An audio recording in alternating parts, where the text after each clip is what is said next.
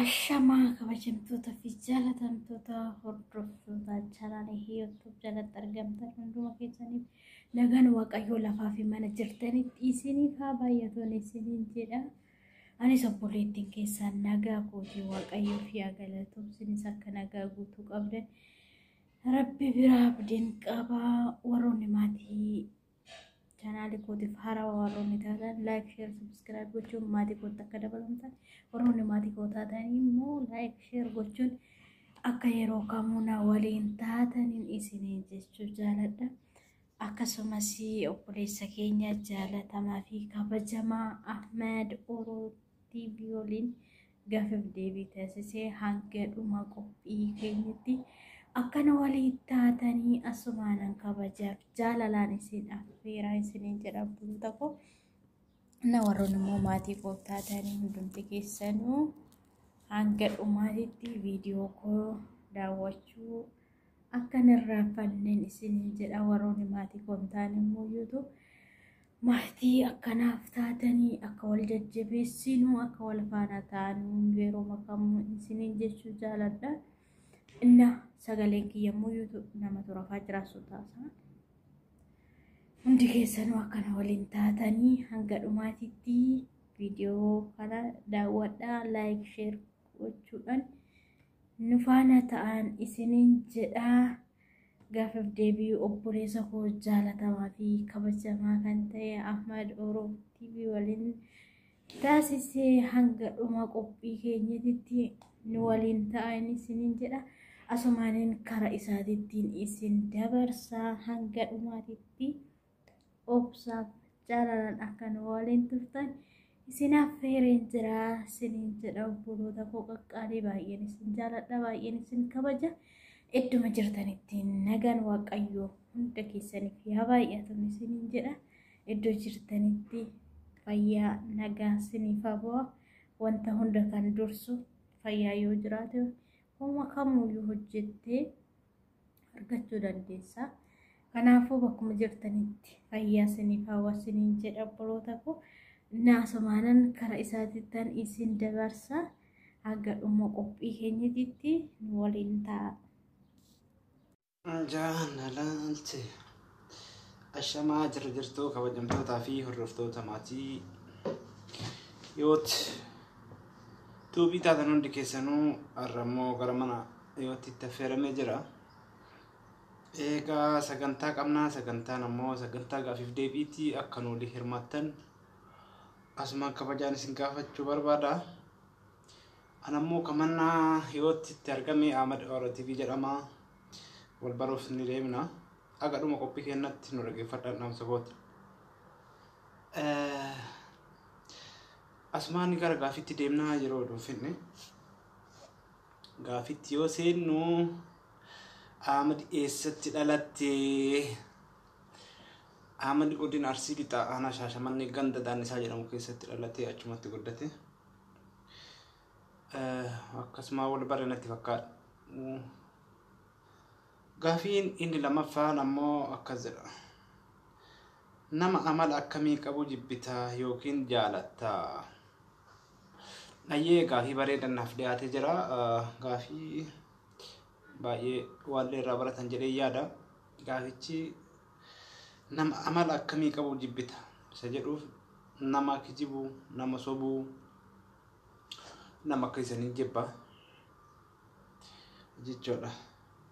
Nama amala akkamii qabu jaalatta? Nama amala gaarii, nama yaada bilchaataa qabu, namoota akkasii ni jaaladha jechuudha.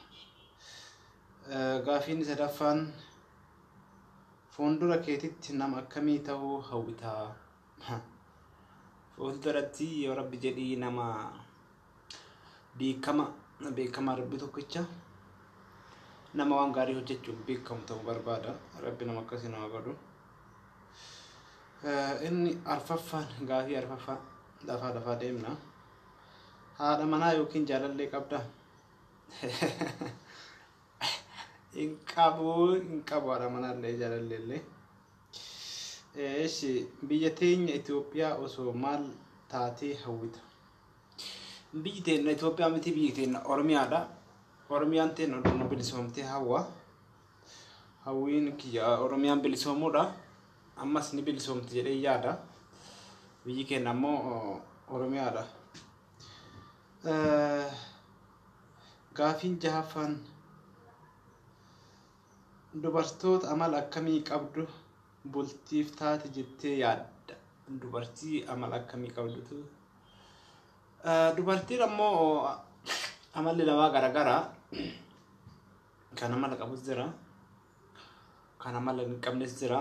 Dubartii ka bulfatu abbama fuudhe san yookiin hiriyyama sanii yaa ta'u dubartii maatii namaa jaalattu, ta maatii namaa kabajitu, akkasuma jaalallee ofii kabajitu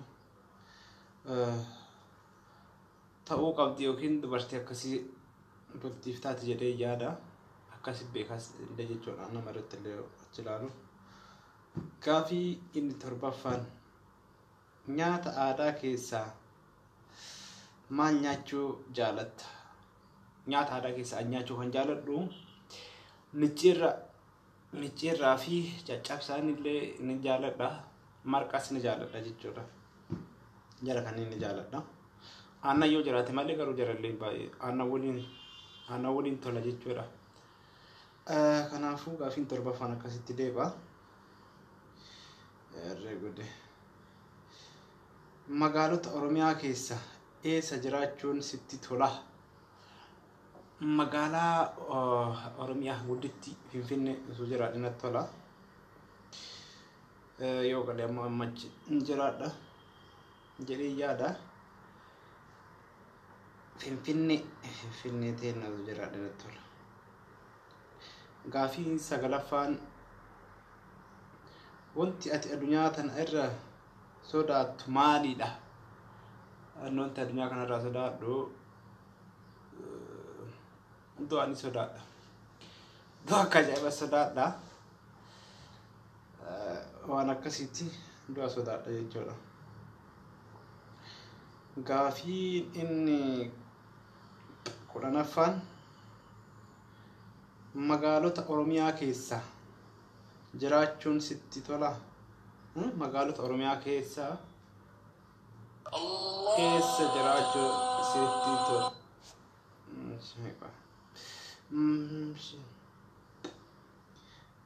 Sorry.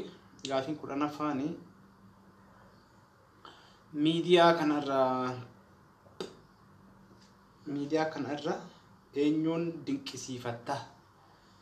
Miidiyaa yoo jedhu miidiyaa hedduu walitti qabataa. YouTube'n jira, TikTok'n jira, Facebook'n jira, miidiyoota hedduu jira. Ammas madibnee YouTube kanarra yoo ilaalle ana kiyyatti Abdulaappin dinqisiifadha. Maaliif yoo jetti nama barumsa baay'ee dabarsaa jiru yeroo ammaa kanatti jechuudha. Kanaafuu isa dinqisiifadhaa jechuudha. Eshi gaafiin 11ffaanii ani siif maali? Akkamitti na ibsita? Jabaadha. Ati naaf obboleettiidha. Obboleetti gaariidha, nama gaariidha. Nama hedduu waa irraa baratanii, nama yaada bilchaataa qabu. Haaluma kanaan jabaadhu itti fufi. Nama akka gargaarattu kanaan jabaattee itti fufnaanii kana caalii anaa miti namoonni biraallee si ibsuu danda'anii. Ati nama gaarii ta'uun si beekaa, akkasitti si beekaa. Nama dadhabaa gargaaru nama gaarii kee ta'uun si beekaa. Kanaafuu jabaadhu jedhu ammallee gara fuulduratti illee akka waan gaarii hojjettu abdii qaba. Egaa kabajamtootaa fi dhaggeeffattoota hordoftoota maatii Hiwoot hundi keessanuu sagantaa irraa kanumaan goolabna.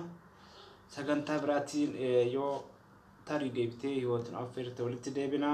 Yaada keessan koomentii jalatti kaahaa. Koomentii jala seennee hanqinaaf gomsa jirullee ni ilaalla. Isaarraa ammoo asumatti goolabna. fayyaanuu ta'a horaa bulaa sagantaa biraatti walitti deebina nagahatti.